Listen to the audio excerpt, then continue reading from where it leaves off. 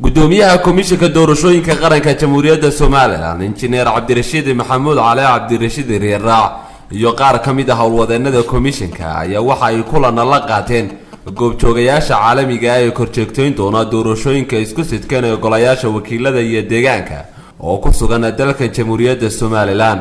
howlwadeennada komishanka ayaa warbixin guud ka siiyay hawsha ay wadaan ee ku wajahan doorashooyinka, waxayna sheegeen in dhammaan agabkii doorashada lagu qaban lahaa la geeyay degmooyinka iyo gobolada dalka iyo shaqaalihii ka shaqayn lahaaba, isla markaana ay diyaar yihiin agab kasta oo lagu qabanayo doorashadu.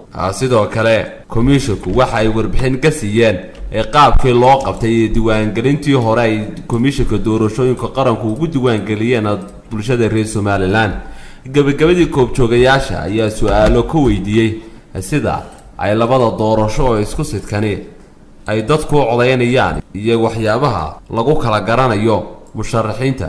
komishanka ayaana dhammaan su'aalahaasi ka jawaabay.